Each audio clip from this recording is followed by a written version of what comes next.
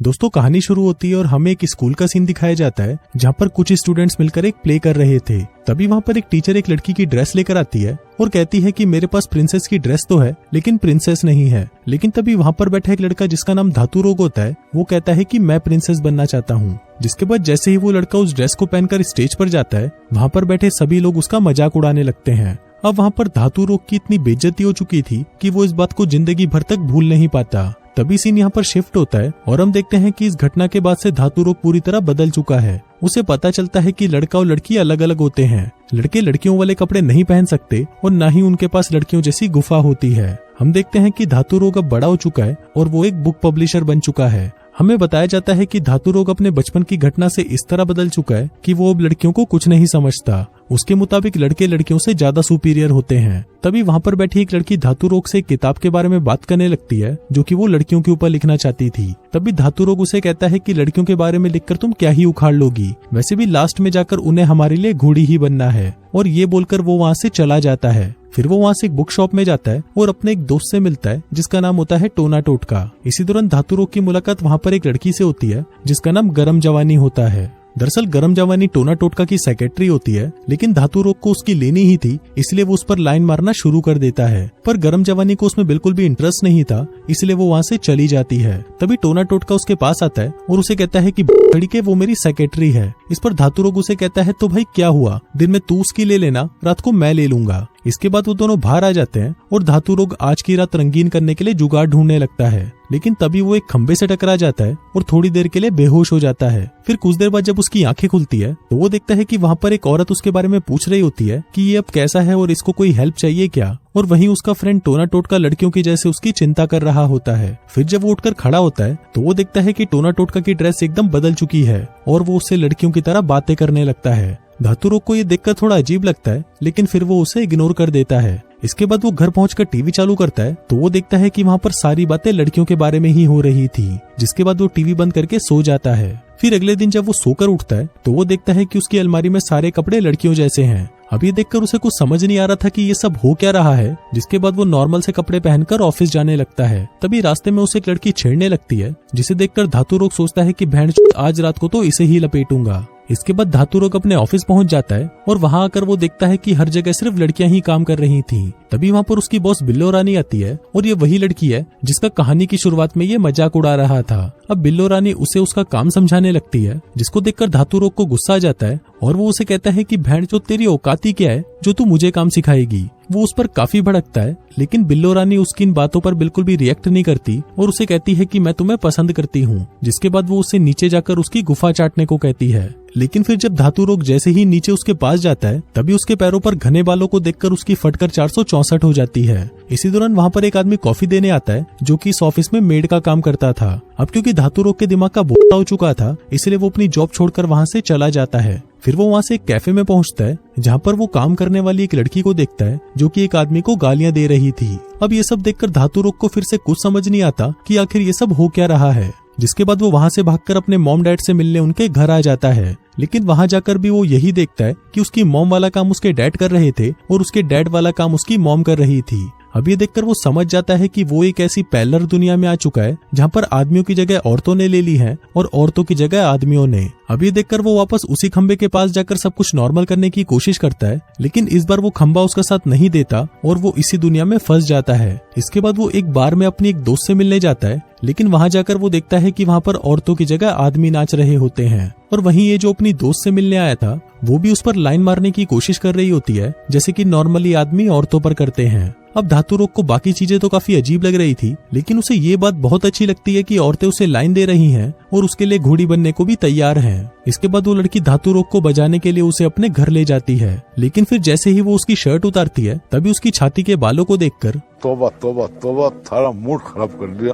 धातु रोग पूछता है कि क्या हुआ, लेकिन उस लड़की का मूड तो खराब हो चुका था, इसलिए वो उसे वहीं छोड़कर वहाँ से चली जाती है। फिर अगले दिन धातु रोग अपने दोस्त टोना टोटका के पास जाता है, जहाँ वो देखता है कि टोना टोटका अब एक हाउसवाइफ बन चुका है और वहीं उसकी वाइफ ऐसे रिएक्ट कर रही थी जैसे कि वो इस घर की बॉस हो। अब क्योंकि धातु रोग ने अपनी जॉब छोड़ दी थी, इसलिए टोना टोटका अपनी बॉस को फोन करके उसकी जॉब लगाने की बात करने लगता है और उसकी बॉस वही उसकी सेक्रेटरी होती है जिसका नाम था गरम जवानी। हम देखते हैं कि गरम जवानी इस दुनिया की सबसे बड़ी राइटर बन चुकी थी और वो रात दिन नए नए लड़कों को फंसाकर उनके साथ मजदूरी किया करती थी। वहीं दूसरी तरफ टोना टोटका धातु रोग को तैयार करने लगता है। वो उसके शरीर के सारे बाल साफ कर देता है ताकि लड़कियों पर उसका इंप्रेशन अच्छा पड़े। फिर जब वो इंटरव्यू देने के लिए गरम जवानी के पास उसके घर जाता है तो वो देखता है कि वहाँ पर गरम जवानी पूरी नंगी होकर घूम रही होती है। तभी उसके संतरे देखकर धातु रोग खुश हो जाता है क्योंकि उसे लग रहा था कि शायद ये आज रात उसके लिए घोड़ी बन जाएगी। फिर उसका इंटरव्यू शुरू होता है जहाँ धातु रोग की नॉलेज देखकर गरम जवानी भी हैरान हो जाती है क्योंकि धातु रोग अपने यूनिवर्स में काफी सक्सेसफुल आदमी था। लेकिन गरम जवानी फिर भी उसे ज्यादा भाव नहीं देती और उसके साथ ऐसा बिहेव करती है जैसा कि वो कभी औरतों के साथ किया करता था। इसके बाद गरम जवानी धातु रोग को वहीं रुकने को कहती है और वहाँ से अपने ऑफिस चली जाती है। दरअसल धातु रोग वहाँ पर गरम जवानी के असिस्टेंट की जॉब के लिए आया था। इसके बाद वो उसके घर में इधर उधर घूमने लगता है और उसे वहाँ पर कई सारे कंचे पड़े हुए दिखाई देते हैं और ये वही कंचे हैं जिन्हें वो अपनी गुफा में डालकर उनके साथ खेला करती थी। इसी दौरान उसकी मुलाकात गरम जवानी के एक नौकर से होती है जो उसे गंदी गंदी गालियां देने लगता है। अब इस पैरेलल दुनिया में रहते हुए धातु रोग को बहुत ही अजीब लग रहा था क्योंकि वो अपनी दुनिया में तो काफी स्ट्रांग था लेकिन इस दुनिया में उसकी कोई औकात नहीं थी। अब इससे गुस्सा होकर धातु रोग गरम जवानी को कहता है कि तुम मुझे ऐसे ट्रीट नहीं कर सकती। वो बताता है कि मैं इस दुनिया का नहीं हूँ, मैं तो गलती से खंबे से टकराकर यहाँ पर आ गया हूँ। लेकिन गरम जवानी धातु रोग की बातों पर बिल्कुल भी यकीन नहीं करती। धातु रोग उसे कहता है कि जरा सोचकर देखो, एक ऐसी दुनिया जहाँ पर औरतें मर्दों के नीचे काम करती हैं और ऐसा बिहेव जो औरतें मर्दों के साथ कर रही हैं वैसा ही बिहेव वहाँ पर मर्द औरतों के साथ करते हैं। लेकिन उसकी ये बातें गरम जवानी को बहुत ही अजीब सी लगती हैं। अब धातु रोग को बहुत ही गुस्सा आ रहा था और वो अपना गुस्सा शांत करने के लिए फिर से अपनी उस दोस्त को मैसेज करता है जिसने उस रात उसके साथ मजदूरी करने से मना कर दिया था। लेकिन अब वो दोनों पलंग तोड़ धुआंधार मजदूरी करते हैं। लेकिन सिर्फ 5-10 सेकंड के अंदर ही उस लड़की का सारा माल बाहर आ जाता है जैसा कि अक्सर मर्दों के साथ होता है। धातु रोग सोचता है कि बहन ये क्या बकचोदी है, जिसके बाद वो उस औरत को वहाँ से भगा देता है। उधर दूसरी तरफ हम गरम जवानी को देखते हैं जो कि एक नए टॉपिक के ऊपर अपनी बुक लिख रही होती है लेकिन उसे वो टॉपिक समझ नहीं आ रहा होता। लेकिन तभी उसे धातु रोग की वो बात याद आती है जहाँ पर आदमी औरतों पर अत्याचार करते हैं। अब गरम जवानी धातु रोग को बजाने के लिए उसे मैसेज करती है लेकिन इसके बदले में धातु रोग उसे गालियां लिखकर भेजता है। उधर धातु रोग के घर में उसके पेरेंट्स उस पर जोर दे रहे होते हैं कि अब तू 30 साल का हो चुका है इसलिए तू जल्दी से शादी करके किसी की हाउसवाइफ बन जा। अब ये बातें सुनकर धातु रोग परेशान हो जाता है और वो उन्हें कहता है कि आपको पता है कि मैं कितनी लड़कियों को घोड़ी बना चुका हूँ। अब ये सुनकर उसके पेरेंट्स निराश हो जाते हैं और उनको लगता है कि शायद उनका बेटा बिगड़ चुका है। इसके बाद धातु रोग गरम जवानी से मिलने जाता है क्योंकि उसे काम की जरूरत थी। फिर वो उसे बताता है कि जैसा तुम आदमियों के साथ बिहेव करती हो वैसा ही कभी मैं औरतों के साथ किया करता था। अब गरम जवानी को उसकी बातों में इंटरेस्ट आने लगता है और वो उससे उसकी दुनिया के बारे में और भी बातें पूछने लगती है। जिसके बाद अगले दिन वो इस बारे में अपने बॉस को भी बताती है और कहती है कि आपको भी उससे मिलना चाहिए। फिर अगले दिन उसकी बॉस भी धातु रोग से मिलती है और उसे धातु रोग बाकी मर्दों से काफी अलग लगता है। जिसके बाद उसकी बॉस गरम जवानी को उसकी वो बुक लिखने की परमिशन दे देती है। अब इसके बाद से धातु रोग और गरम जवानी काफी वक्त साथ में बिताने लगते हैं और फिर गरम जवानी उसके साथ मजदूरी करने के लिए उसे अपने घर भी ले जाती है। लेकिन फिर मजदूरी से पहले वो वहाँ पर एक माइक छुपा देती है क्योंकि वो धातु रोग की सारी बातें रिकॉर्ड करना चाहती थी कि आखिर वो अपनी दुनिया के बारे में क्या बताता है। फिर पूरी रात पलंग तोड़ मजदूरी के बाद अगले दिन धातु रोग टोना टोटका के बेटे से मिलने जाता है जहाँ पर टोना टोटका का बेटा उसे बताता है कि उसके साथ स्कूल में बहुत ही बुरा हुआ। दरअसल वो एक लड़की को पसंद करता था और उसने उसके साथ मजदूरी करके अपनी सील तुड़वा दी जिसके कारण अब वो किसी को भी मुंह दिखाने लायक नहीं बचा। अब धातु रोग और गरम जवानी एक दूसरे को पसंद करने लगे थे जिसके कारण वो जब भी मिलते वो दोनों एक दूसरे के साथ पलंग तोड़ मजदूरी करते।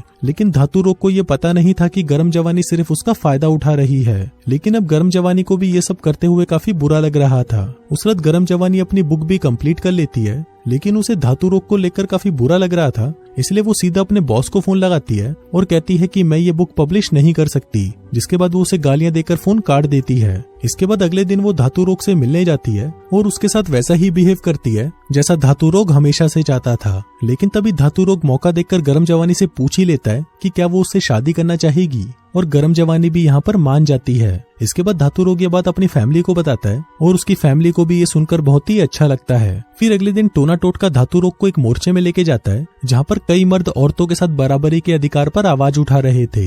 इसी दौरान धातु रोग को वहाँ पर गरम जवानी की बॉस मिलती है और वो उसे बताती है कि गरम जवानी की पहले भी शादी हो चुकी है, लेकिन अब वो अपने हस्बैंड के साथ नहीं रहती। अभी बस सुनकर धातु रोग को बहुत ही गुस्सा आ जाता है और वो वहाँ से सीधा उसके घर जाकर गरम जवानी के मैरिज सर्टिफिकेट्स देख लेता है, जिसके बाद वो वहाँ पर तोड़फोड़ करके वहाँ से चला जाता है। वहीं दूसरी तरफ हम गरम जवानी को देखते हैं, जो कि अपने पुराने हस्बैंड और बच्चों से मिलने आई होती है। यहाँ पर वो अपने हस्बैंड को डिवोर्स देने के लिए कहती है, क्योंकि अब वो धातु रोग से शादी करना चाहती थी। इसके बाद जब वो अपने घर जाती है तो वो देखती है कि उसके घर पर सब कुछ बिखरा पड़ा है, जिसके बाद वो धातु रोग को ढूंढते हुए वहाँ पर पहुंच जाती है जहाँ पर वो पहले जॉब किया करता था। गरम जवानी को लगता है कि शायद धातु रोग को उसकी बुक के बारे में पता चल गया है, इसलिए वो उसे माफी मांगते हुए कहती है कि सॉरी यार, मैंने तुम पर वो बुक लिखी। लेकिन तभी धातु रोग उसे कहता है कि कौन सी बुक और तुमने क्या लिखा मेरे बारे में, जिसके बाद वो और भी ज्यादा गुस्से में आ जाता है और वो गरम जवानी को खींचकर एक चमाट मारता है। लेकिन तभी गरम जवानी को भी गुस्सा आ जाता है और वो दोनों एक दूसरे से टकराकर बेहोश हो जाते हैं। लेकिन फिर कुछ देर बाद जब गरम जवानी की आंख खुलती है तो उसके सामने दो आदमी खड़े होते हैं और वो एक एम्बुलेंस के अंदर होती है।